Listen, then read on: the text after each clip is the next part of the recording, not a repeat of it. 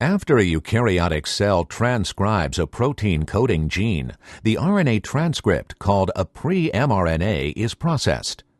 The processing takes place in the nucleus, after which the mature mRNA is released into the cytoplasm.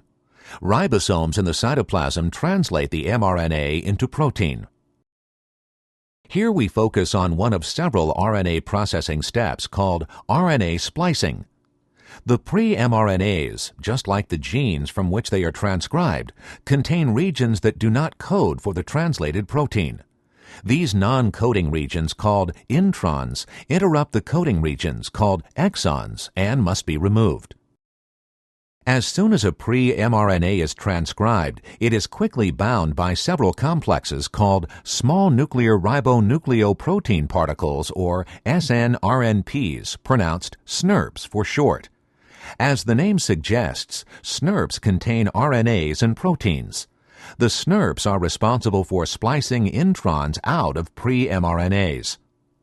SNRPs bind to sites in a pre-mRNA at or near the intron-exon boundaries. These sites, called consensus sequences, contain nucleotide sequences that are shared by most pre-mRNAs. The SNRPs contain RNA molecules that can bind to these consensus sequences through complementary base pairing.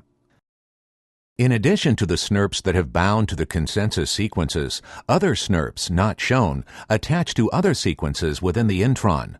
The SNRPs eventually come together into a large complex called a spliceosome. As the spliceosome forms, the intron loops out. The spliceosome cuts the pre-mRNA at one intron-exon boundary, where it leaves a reactive free hydroxyl group on the exon. The spliceosome uses this hydroxyl group to attack the other end of the intron, and in the process, removes the intron and joins the exons together, forming a mature mRNA molecule. The mRNA leaves the nucleus and is translated into protein within the cytoplasm. The intron that remains is quickly degraded. The SNRPs remain in the cell and are used to splice introns from other RNA molecules.